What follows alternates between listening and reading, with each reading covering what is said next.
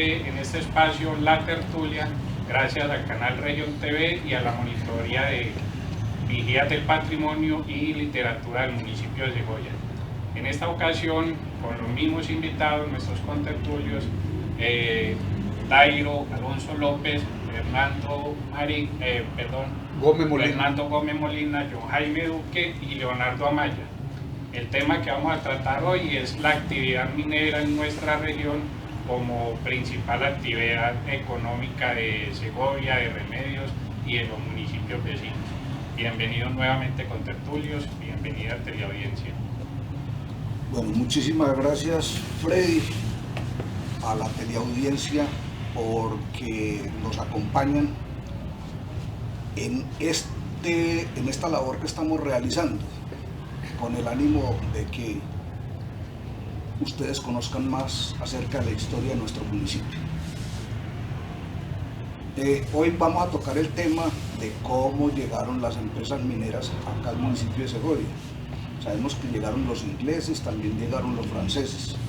A partir de 1851 que le encargaron a un ex senador Florentino González la compra de unas tierras acá, de unas minas, empezó a darse precisamente la llegada de los extranjeros. También ocurre que la empresa francesa tuvo unas explotaciones también en el río Cauca. Esas explotaciones les dieron el nombre de Segovia. Voy a permitir que ellos hagan nuevamente su introducción al tema y ahí sí todos nos dedicamos a profundizar. No, Fernando. Muy bien, nuevamente muchas gracias a la Coordinación de Vigías de Patrimonio, al canal Región TV, por darnos la oportunidad de tertuliar acá con estos grandes amigos, conocedores del territorio, de las dinámicas económicas que en él se viven, y creo que va a ser muy productiva esta tertulia el día de hoy. John Jaime. Bueno, muchas gracias por la invitación nuevamente, un saludo cordial para todos los televidentes. Yo creo que la importancia de este tema es de mayor relevancia, ya que es nuestra actividad económica principal, y con mis quehaceres diarios, en mis deberes, en todas las actividades que hago diario en mi puesto de trabajo, que es la oficina de catastro, me veo en la obligación de estar mirando y de estar esculcando, estar indagando, estar investigando unas cartografías antiguas donde siempre encuentro, antes de cualquier puntos arcifinios, de cualquier toponimia, la mayor parte la encuentro es en lugares y con nombres de minerías, minería, mina tal. Esta es la oportunidad con estos caballeros que sí conocen más del tema, para que tanto a mí como a los televidentes noten claridad sobre ciertos lugares o ciertos nombres de minas que veo en esos documentos, y me digan cómo comenzaron, dónde están y qué ha sido pues en estos momentos de esos lugares. Gracias, Jaime y Leonardo. Buenas tardes, sí, de nuevo por acá, un saludo para toda la teleaudiencia. Yo muy complacido estar compartiendo con ustedes este tema que es muy importante para que conozcamos cómo se fue gestando la conformación del núcleo poblacional de Segovia en torno a todos estos enclaves de explotaciones mineras, en torno a las minas, que inicialmente pues se creó de campamentos mineros para trabajadores, y en torno a los campamentos pues las casas y las tiendas y todo eso, y es muy importante también conocer eso para saber cómo se forjó también la idiosincrasia netamente minera de Segovia. Creo que es muy valioso de estas dos perspectivas. Muchas gracias, Leonardo, y todos nuestros amigos contertulios. Bueno, teleaudiencia, nuevamente bienvenidos a este segundo capítulo de La Tertulia, espacio concertado entre monitoría de Vigías del Patrimonio y Literatura del municipio y el canal Región TV. Como es bien sabido por todos, Segovia está sobre un yacimiento aurífero de grandes proporciones, si vale el término, en el que a través de muchos años se ha mantenido la actividad minera y que ha sido la principal actividad económica de toda esta región. De aquí ha salido oro para muchísimas partes, se habla de algún tipo de financiación hasta de la Segunda Guerra Mundial en los hitos históricos, se habla del desarrollo de la misma nación colombiana a partir de la explotación aurífera en nuestro territorio, y no podemos, seguramente va a resultar acá en nuestra conversación, el tema de la Frontino Gold Mines como ese hito que dividió la historia de Segovia en dos. Muchos tenemos la historia segoviana antes y después de la Frontino, entre los que me incluyo, personas que trabajamos, que le entregamos toda la juventud a la actividad minera en esta empresa y que vivimos esa transición de la liquidación o la supuesta liquidación y luego ese paso a multinacionales como estamos hoy en día. Entonces, sin más preámbulo, le doy la palabra a mis amigos contertulios para que hablemos de ese proceso minero, que dicho sea de paso, aquí no solo hablamos de oro, porque Segovia es rico en oro, plata y otros minerales, algunos de los que aún ni siquiera se han empezado a explotar en escala comercial. Es muy importante que tocas el tema ahora, que no solamente vamos a hablar de la parte minera, vamos a hablar también de los arrieros y de los aserradores de madera. Vamos a hablar de cómo se abrieron las primeras carreteras, cómo se hicieron las primeras vías o calles del municipio de Segovia. Hay una cantidad de temas que alrededor de la minería y de las multinacionales se fueron popularizando y atrayendo con la fiebre del oro a muchas personas de diferentes municipios de Antioquia, posteriormente de Córdoba, de la costa. Es importante mencionar el río Nechí, mencionar a Puerto Colombia, cómo llegaban las mercancías a este sitio y cómo al llegar hasta Zaragoza las bajaban en unas grúas que tuvo la empresa Frontino Gold Mines como propiedad, e igualmente bodegas en el municipio de Segovia. Posteriormente, a lomo de mula, cómo llegó la maquinaria y cómo llegó todo lo que necesariamente implicaba hacer un montaje minero acá en este territorio. ¿Por qué fueron tan importantes los arrieros? Porque es que en ellos se confiaba demasiado, en su honestidad, porque ellos eran los encargados de transportar en un principio las remesas de oro hacia Medellín. ¿Por qué fueron importantes los aserradores? Porque precisamente ellos, al aserrar la madera, exponiendo sus vidas, porque no existía la maquinaria ni la tecnología para cortar madera que existe en la actualidad, se sacrificaron para venderle madera a los que estaban haciendo montajes de minería acá en este territorio. ¿Quiénes llegaron? Llegaron gente, en su mayoría, de municipios vecinos, Remedios, Yolombó, llegó gente de Zaragoza, el Bagre, llegaron personajes de la costa. Nosotros tenemos acá una influencia de todas esas personas que llegaron de diferentes partes. Por eso a veces hasta nuestro acento es un poco familiarizado con los costeños o con los ribereños, por esa forma de hablar, e igualmente nuestro ambiente de música, y por eso decimos que nuestra identidad es una identidad cultural que está llena de cantidad de matices de personas que vinieron de otras regiones.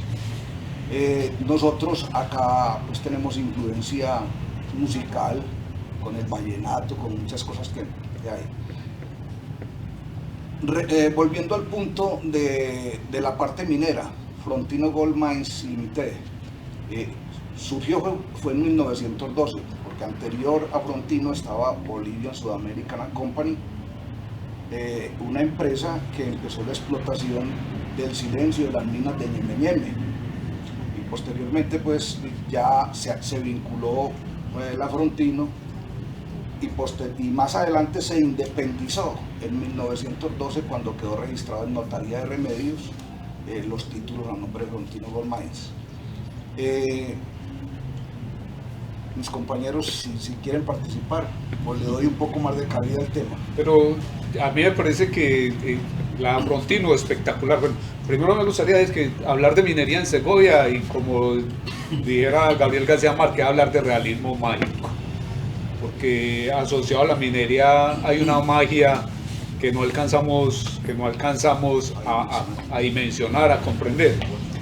Pero yo también pienso que el tema de la minería se puede abordar exactamente como un gancho, como un motor que le da unas características a Segovia, porque Segovia también, a pesar de que la minería es muy importante, está evolucionando y está haciendo que el territorio también tenga otras características económicas importantes ligadas a la minería. Por ejemplo, el sector del comercio de bienes y servicios, que realmente está muy asociado a la minería.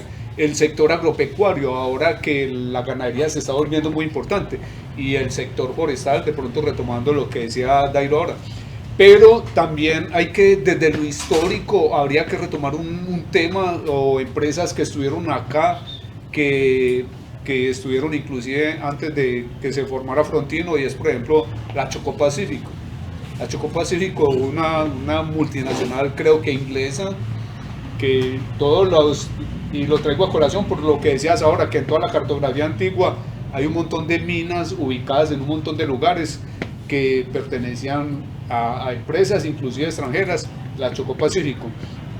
Pero también es bueno abordar la minería desde un punto de vista ahora desde lo tecnológico, que ahora ya la minería realmente ya no se está haciendo por instinto como la hicieron nuestros antiguos mineros, que había tanta abundancia de oro que prácticamente no era sino recogerlo, ¿sí o no?, en las quebradas o en las vetas que afloraran.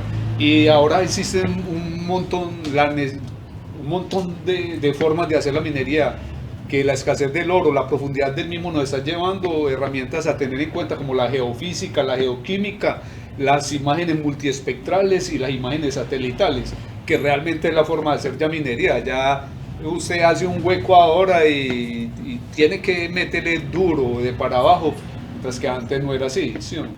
Entonces me gustaría que también dentro de esta tertulia abordáramos esa parte que conlleva la minería. Y lo otro, que yo sé que es un tema que va a tocar Amaya porque lo lleva por dentro del tema cultural asociado a la minería. Entonces, los temas que están asociados a la minería, como la violencia, las prostitutas y todo este tema que es las brujas. El tema de las brujas, que es directamente asociado a la minería, para que no centremos de pronto en esta tertulia el tema de la minería nada más a lo económico, sino también a esa parte, ¿sí o no? Es que cuando llegaron los españoles a este territorio y los indígenas, y ya fueron trasladando personal pues que potenciara la dinámica de la minería, lo primero que se trabajó acá fue la mina de aluvión, en el río Pocuné y en todas estas partes de Matuna. Yo tuve la oportunidad de encontrarme un sable español en Matuna, en una quebradita que está en la laguna al frente de este señor que tiene una ganadería en el momento allá. ¿Ismael o Carlos Torres? De Ismael, a todo el frente. Ismael Gómez. Y en el sable estaba la fecha en la cual fue forjada esa... ¿La tiene? Yo no la tengo, la tuvo un vecino mío, que Iván Gómez, y creo que don Iván Gómez se la regaló a César Vargas. Ellos eran compañeros de trabajo en el juzgado que elaboraba precisamente en este sitio, en años anteriores. Entonces, de ahí pues que yo no le di importancia a eso, yo era un pelado, y vi eso, me encontré eso y con otros compañeros les mostré y nos pusimos a lavarla allá mismo con arena. Pero yo no le, y el otro, pues que ya era mayor, le dijo, no, me la regalan, pues la regalamos y listo. Entonces, miremos que aquí no había casi conocimiento en épocas anteriores a estas multinacionales, no había casi conocimiento del trabajo de minería de beta, se trabajaba era aluvión. Pero los mismos españoles sí empezaron a enseñarle a la gente a trabajar la minería de beta. Yo les mencionaba ahora un señor Sinforoso García y otros que vendieron sus acciones de lo que tenían sobre lo que hoy es el componente de todo este reconocimiento de propiedad privada. Y hablando de ese reconocimiento de propiedad privada, tenemos que hablar de Simón Bolívar y de Santander, cómo entregaron esto a los ingleses. Y es que precisamente ellos lo entregaron por una deuda que adquirieron, porque necesitaron personal para enfrentar a los españoles. Y la única forma de pagarle a Inglaterra cuando los presionó fue entregarles territorio. Y no sabían la riqueza que este territorio tenía. Y le entregaron eso a los ingleses. Les pasó lo mismo que le pasó a Rusia al venderle Alaska a Estados Unidos. Exactamente. Entonces,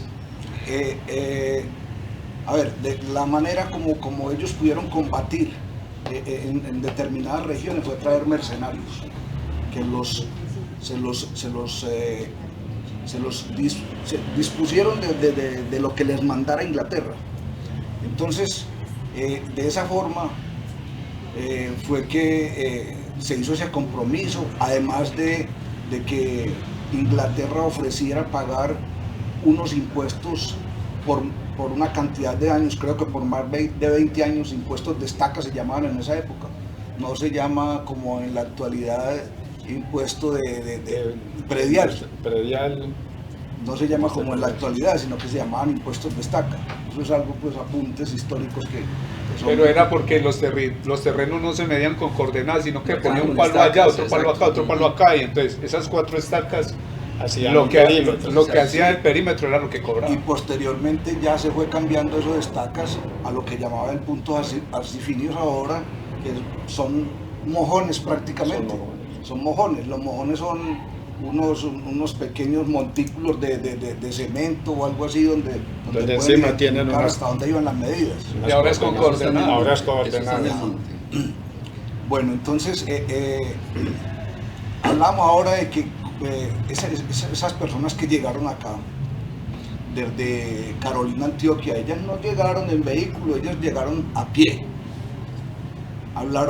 Llegaban hasta cierta parte de Yolombó o por ahí cerca de Guacharacas y de ahí se trasladaban a pie y en mulas, era que llegaban acá por caminos de trocha.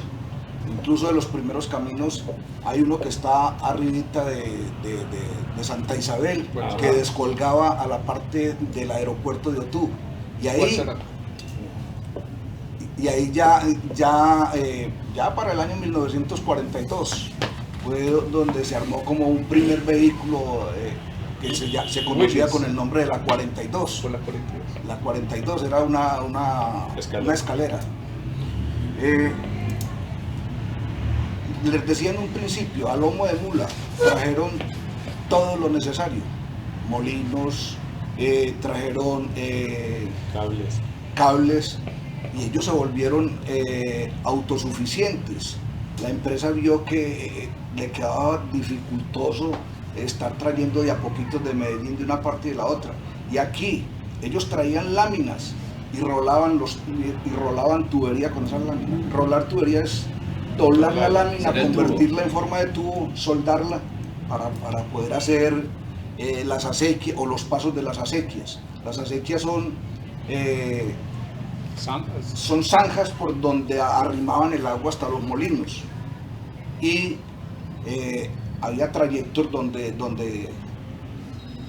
la topografía no les permitía que el agua saltara de acá allá, entonces tenían que hacer rolar pero más que eso, la importancia que en su momento tuvo la minería acá es, por ejemplo, que no solamente fue para el desarrollo acá local, sino para el desarrollo del país, es que el primer molino californiano, las primeras máquinas a vapor, inclusive el mismo mercurio, llegó primero a Segovia que a cualquier parte del país. La electricidad. Porque llegaban directamente de Inglaterra a Barranquilla bajaban por el Magdalena cogían el Cauca se salían, cogían el Nechí y llegaban al puerto de Zaragoza.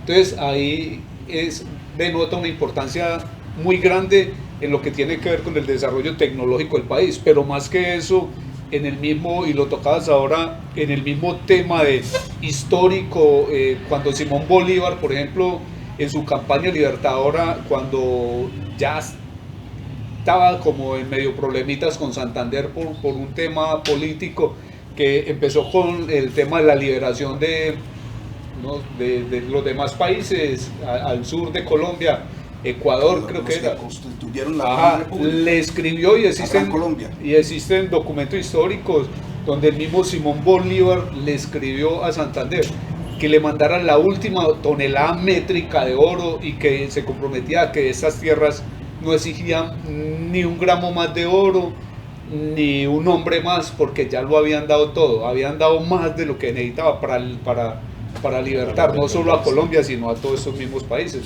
Entonces mira que la importancia de la minería en el contexto nacional. Sí, tocaste otro tema ahora, cuando la Segunda Guerra Mundial, y de acá, desde Segovia, los ingleses enviaban para Inglaterra, los empaques de la crema dental, de las chocolatinas, todo lo que fuera de plomo y aluminio, para que ellos allá pudiesen elaborar los proyectiles.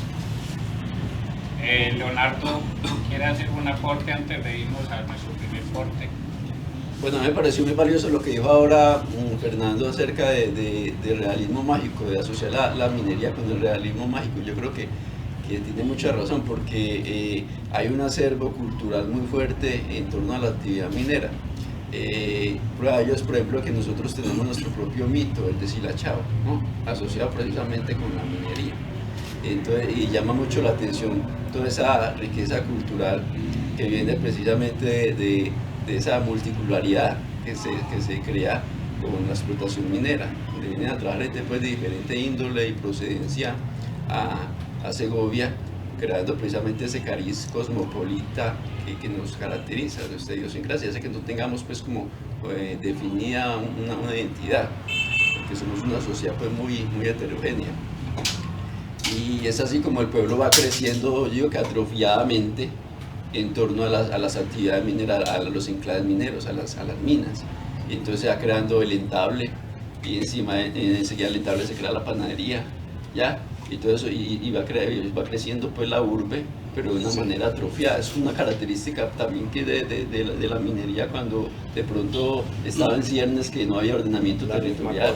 Igual, así comenzó Machuca. Machuca se creó, al igual que Segovia, alrededor de la mina La Aurora. Y además porque era paso obligado de todos los insumos mineros que venían del puerto de Zaragoza para Segovia. Y como era la mitad del camino, eran 32 kilómetros aproximadamente, ahí tenían que pernoctar para seguir. Arrieros y toda la gente para poder seguir. Y además las fábricas de herraduras y toda la fragua que había. Viene eso de fragua, el nombre de nombre de fraguas. Muy bien, agradeciendo la intervención de nuestros amigos contertulios, vamos a hacer un primer corte, agradeciendo al canal Región TV y a la monitoría de patrimonio histórico, cultural y de literatura del municipio de Segovia. Sentir lo nuestro es emocionarnos al compartir una región que es bella y diversa. Hemos llegado para contar las historias de nuestra casa, para que día a día estés conectado, porque estamos acá para vos, para hacerte sonreír mostrándote lo mejor de nuestra tierra, para que la veas, la reconozcas y la vivas. Con todos y cada uno de los colores de nuestra región, somos esa historia que siempre te acompaña, para que te emociones cuando nos veas y te veas. Somos Región TV. Nuestra gente es nuestra región. Seguimos con el tema de la minería en Segovia y nuestra región. Alguna vez un historiador de la Universidad de Antioquia decía que la historia de Segovia hay que reescribirla a partir de la minería, precisamente por lo que mencionaban ahora nuestros contertulios de esa economía de enclave que llegó al país. Cuando en Colombia, en los años 20, que es el referente de industrialización del país, empezó a hablar de energía eléctrica, del primer vehículo, el primer televisor, inclusive de los primeros acercamientos a los trenes. En Segovia ya teníamos vía férrea, teníamos plantas que iluminaban eléctricamente la empresa inglesa en ese entonces, por esa misma economía de enclave que llegó. Eso hace que Segovia sea pionero en el desarrollo, en el mismo progreso de la nación al que se adelantó un poco de años. Y eso es gracias a la minería, a la explotación aurífera del municipio. Estimados contertulios, sigamos con nuestra charla tan amena al respecto. En 1885 se dio la guerra de los 100 días. En esta época, para la empresa y para el transporte fluvial, fue algo que bajó totalmente la economía. Nefasto. Para las empresas. Nefasto totalmente. Entonces la recuperación vino posteriormente, porque lo que se pretendía era día a día impulsar más la minería. Se llegó a impulsar tanto la minería que se contó con una cantidad de minas de alta producción. Entonces hubo una propuesta por parte de la empresa. En ese tiempo Bolivian South American and Company, y llevaron eso a la gobernación para que allá estudiaran la posibilidad de la carretera Medellín-Segovia, pero llegaron más bien a la conclusión de hacer la parte del túnel de la quiebra y el tren que llegara hasta Sofía. ¿Por qué? Porque eso les iba a abaratar precios de transporte, y les iba a acercar mucho más todo el aprovisionamiento y la manera de enviar sus remesas a la ciudad capital. Interesante, y hay un tema que espero que es más actual que el tema histórico y que tiene que ver con la minería en el territorio, y es que a pesar de que Segovia tiene como primer renglón económico la minería, es una minería que en el momento realmente es muy restringida por varias condiciones. Algunas condiciones, entre ellas la más importante es la legal, y es que Segovia mide 123.100 hectáreas, pero de esas 123.100 hectáreas, aproximadamente 80.000 están en ley segunda del 59. La ley segunda del 59 que creó la zona de reserva forestal de Magdalena, lo que implica que en esa área no se puede legalmente trabajar minería. Ahora, las otras 20.000, 40.000 hectáreas que le quedan al territorio, sí están siendo de una forma explotada en temas de minería. Y por eso uno mira, por ejemplo, en el Catastro Minero Nacional actual, que en Segovia hay aproximadamente 58 títulos mineros y 27 solicitudes. La mayoría hechas por empresas grandes, que ni siquiera es del pequeño minero que ha estado en su huequito toda la vida. Y entonces, eso está relacionado directamente con muchas cosas. La primera, que la falta de normatividad o una normatividad antigua en los territorios ricos en minería por parte del país tiene que cambiar, porque está restringiendo totalmente la actividad. Entonces, ¿qué está haciendo? ¿A qué nos está llevando? Nos está llevando a que una actividad que le dio todo el desarrollo al país, inclusive como mencionamos ahora para la parte de la independencia, pero que le dio el auge a grandes industrias en el departamento, por ejemplo la Fundición Escobar, la Fundición Gutiérrez, que fueron fundiciones que nacieron en su momento con el auge del oro. Ese tipo de empresas ya realmente ya no se vuelven a ver, porque la legislación minera que nos cobija acá en el territorio realmente es nefasta para el desarrollo de la actividad. Sin embargo, en el 2018, que se hizo la última caracterización minera, que la realizaron los municipios de Segovia, Remedios y la Gobernación, pudimos evidenciar que habían 303 minas funcionando y 303 unidades mineras es un montón de huecos, es un montón de minas que ahora estarán o no estarán, pero es el último dato que se tiene estadístico de la minería en el territorio. Un montón de unidades mineras y un montón de segovianos y de antioqueños trabajando en esos huecos que llamamos una cosa, y de ahí sale el auge y la principal actividad minera nuestra. Y como bien mencionaba Fernando, la falta o mejor las imprecisiones en la legislación minera, lo que genera también tanto conflicto alrededor de la actividad, y lo que en gran parte tiene al municipio de Segovia en el ojo del huracán, o lo ha tenido en algunas épocas en las que hemos sufrido las protestas, las manifestaciones sociales que nos han llevado a tantas incomodidades, digamos, y que, como también lo mencionaba Fernando, tiene mucho que ver con el aspecto territorial. En eso John Jaime sí nos puede ampliar un poco la información de ese número de hectáreas, de dónde es que están ubicadas las partes, digamos, de alguna manera libres en las que los empresarios mineros podrían acceder a títulos o solicitarlo al menos. Sí, bueno, yo creo que complementando la intervención de Fernando, es muy importante darle a conocer a la teleaudiencia la ley segunda qué territorio de nuestra jurisdicción abarca. Los territorios de Carrizal, El Tamar, Cancha de Manila,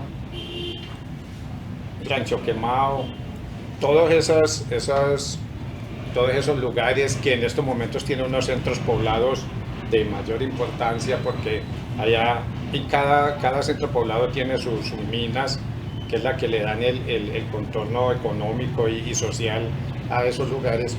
Todos están en las condiciones que decía Fernando, en una informalidad para unas cosas como son la ley segunda de 59, y además que también tienen una titulación minera, la hicieron sobre una ley segunda, y por eso hay explotaciones que si tienen un título las frenan con otra jurisprudencia que no les permite por un lado y les ataba por el otro. Ahí es la incongruencia y la problemática que hemos tenido con esos trabajos en la región. Y sin embargo, y complementando lo que dice Jaime, por ejemplo, la dificultad que tiene el tema minero en el territorio con la ley segunda, ha tenido esfuerzos o intentos muy tímidos por parte del gobierno nacional para poder que en esas áreas se pueda trabajar. Por ejemplo, esa ley segunda, que como les dije anteriormente, al territorio nos coge aproximadamente 80.000 hectáreas, a través de una resolución que llama la resolución 1924 del 30 de diciembre de 2013, la cogió y la ilimitó en polígono, la caracterizó. A cada polígono, que lo llamó polígonos tipo A, tipo B, tipo C, le dio un uso de suelo diferente, y ningún tipo de uso de suelo de esos que le dio tiene que ver con la minería.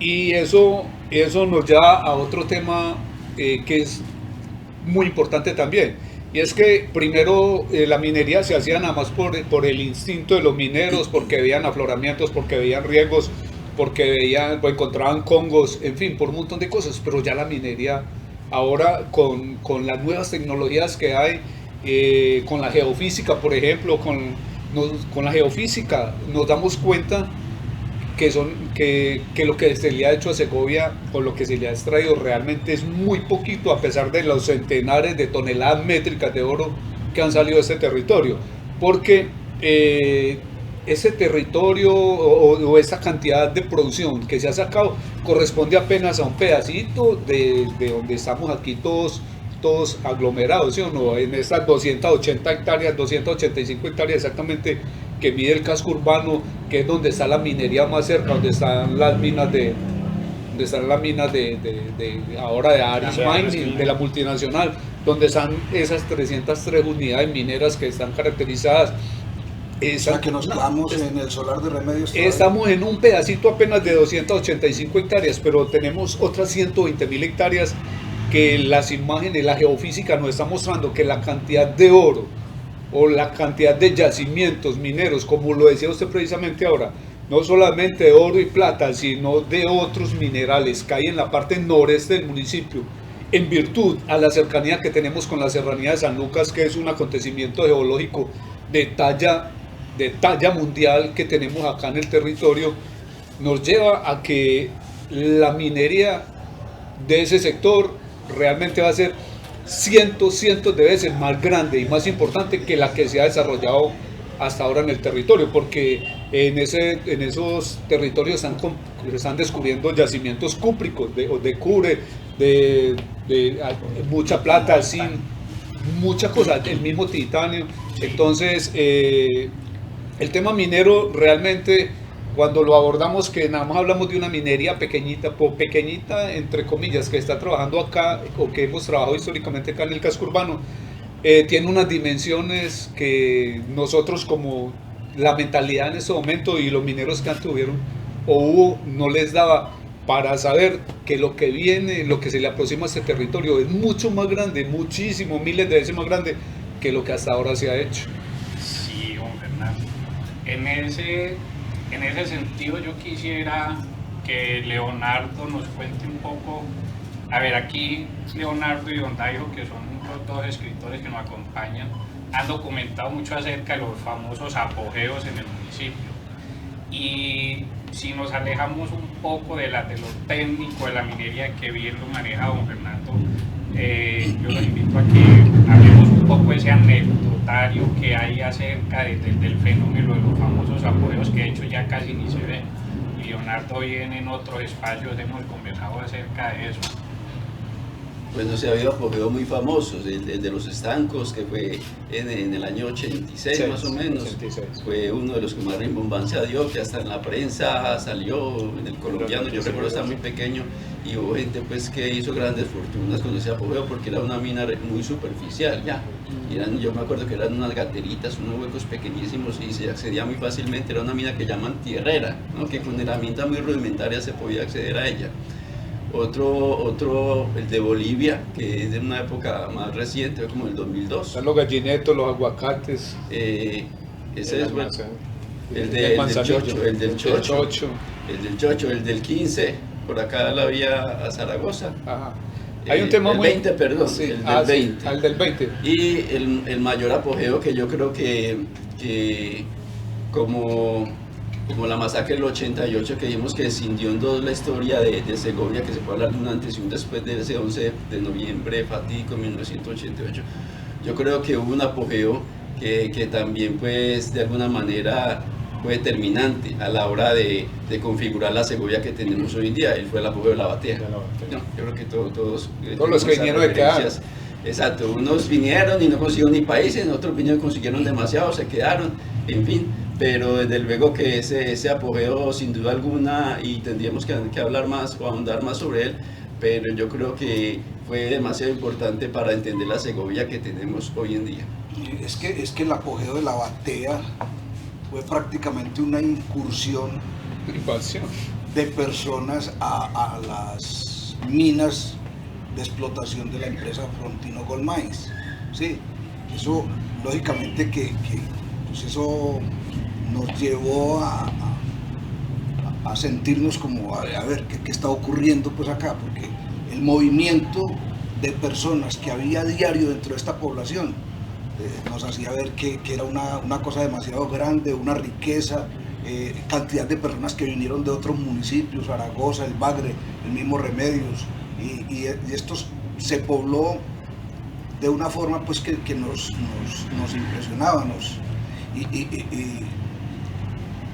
y la riqueza que salió, como lo dice Leonardo, para unos fue muy aprovechada, pero hay otros actores que entraron a mediar en esta situación, y fueron los grupos paramilitares e incluso los grupos de guerrilla, y esto pues llevó a que ya se empezara a ejercer un control sobre aquellas personas que tenían la oportunidad de acceder a la mina del Silencio, que fue donde se dio ese apogeo, el apogeo de la batea. Muchas personas sí tuvieron la oportunidad de conseguir buen dinero, pero eso también llamó a un daño social en el municipio. La prostitución se incrementó. O sea, ya las mujeres asistían a los entables a que les regalaran el famoso huevero o un bulto de mina, dependiendo de la calidad de mujer que se presentara en el entable, ¿sí? Entonces yo conocí amigos que se llegaron a conseguir 15 o 20 millones de pesos en una semana. Para esa época, estábamos hablando del año 2000 aproximadamente, y 15 o 20 millones de pesos que los dilapidaban, los tiraban tirados, simplemente porque le insinuaban a una mujer un pago de 200.000 pesos, y si la mujer se contenía y no aflojaba inmediatamente, entonces le iban subiendo la tarifa hasta darle 1 millón de pesos por un rato. Entonces, en esa forma, tanto la parte sexual como el licor, que eso también aquí... Las enfermedades. Y las enfermedades, porque proliferaron. Eso fue... Es muy anecdótico que en esa época se conformó una asociación acá, y no era ni Asomina, ni Copermina, ni nada relacionado con la minería, sino que se conformó una asociación que se llama Asomubares, Asociación de Mujeres de los Bares. Eso es anecdótico, yo no decía en todas partes existirá, pero la oficina era ahí en la Galería Alba. Pero en la mayor parte de los apogeos ha sucedido eso, pues viene el rebusque siempre. Allá llegan fritangas, llegan gente a vender cerveza, los que trabajan en esos apogeos intercambian oro por lo que ellos necesiten, por mercancías. Y hay que tener en cuenta que la batea pues, tuvo una connotación distinta a los demás apogeos, porque como lo dijo Don Dairo, pues fue una incursión a minas pues, que eran de propiedad de la Frontino, concretamente al Silencio, y que además estaban usufructuadas por una estructura armada ilegal, ¿no? Que era el bloque Metro en ese entonces, en asocio con algunos gamonales, gente pues, con mucho poder.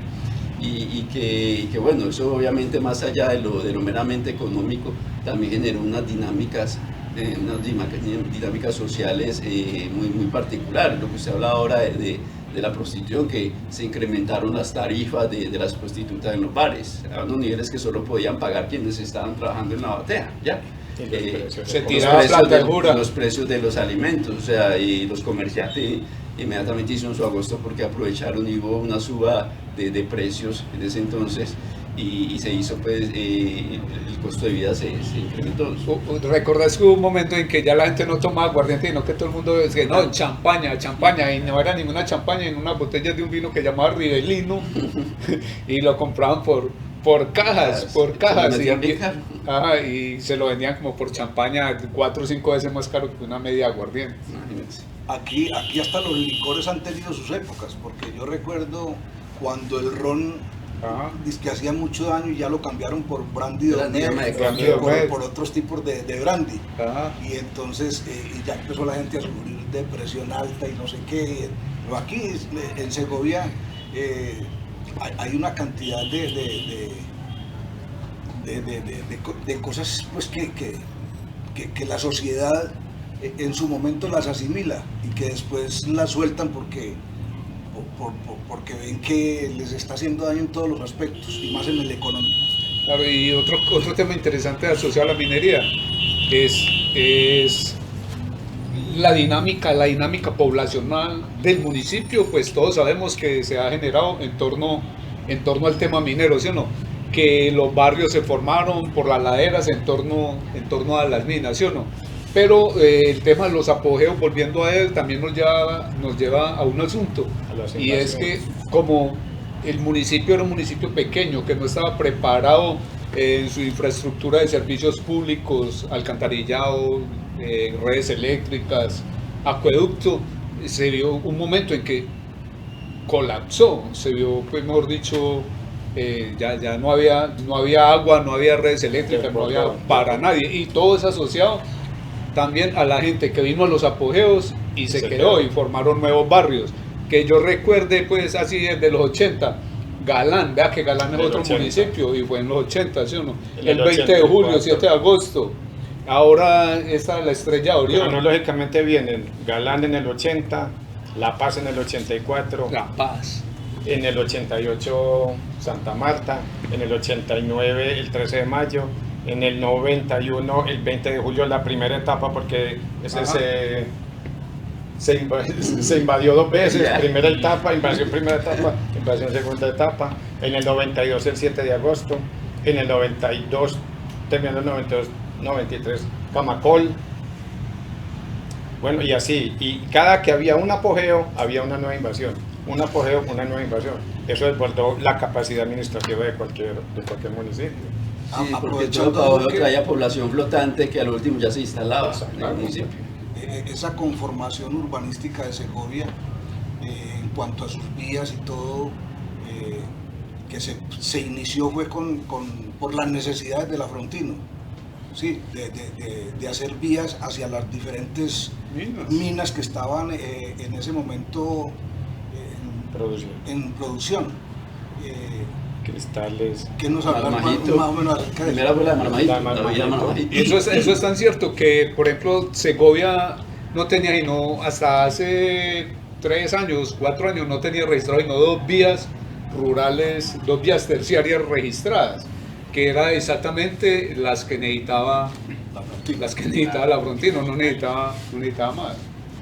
Bueno, estimados contertulios, estimada teleaudiencia, maravilloso estos espacios, no nos deja sino aquí estamos haciendo un abrebocas de conversaciones que se pueden profundizar enormemente, hay mucho que hablar, mucho que conversar acerca de la minería, de nuestra historia, de los apogeos que no solo han traído dinámicas económicas muy fluidas, sino también ese desorden en la infraestructura, en lo urbanístico del municipio y todas esas cosas que ahora asociadas al conflicto armado, también los apogeos tenemos que enmendar un montón de cosas que no se van a hacer de la noche a la mañana, que no la va a hacer una administración municipal, que no se mejora en 4 años, pero que hay grandes retos. Y con la minería, mucho por avanzar, mucho por conversar. Este espacio, la tertulia, no nos queda sino agradecer nuevamente al canal Región TV, a la Monitoría de Vigías del Patrimonio y Literatura de Segovia, porque le brindan un espacio a la ciudadanía, a la sociedad de escuchar expertos, de conversar, de indagar, de ir más allá en lo que nosotros todos deberíamos tener en nuestro radar siempre. Y es qué somos en Segovia, qué hemos sido, cómo llegamos, con quiénes nos quedamos, para dónde vamos y cómo podemos mejorar y de alguna manera reorganizar favorablemente este territorio para las nuevas generaciones. En otro espacio conversaremos otros asuntos, tendremos otros invitados, pero están haciendo un espacio, como lo decíamos en el anterior programa, un espacio para documentar históricamente, contextualmente y con todos los matices de actualidad a nuestro territorio segoviano. Muchas gracias, estimados contertulios, muchas gracias a la audiencia, Canal Región TV, Monitoría de Vigías del Patrimonio y Literatura.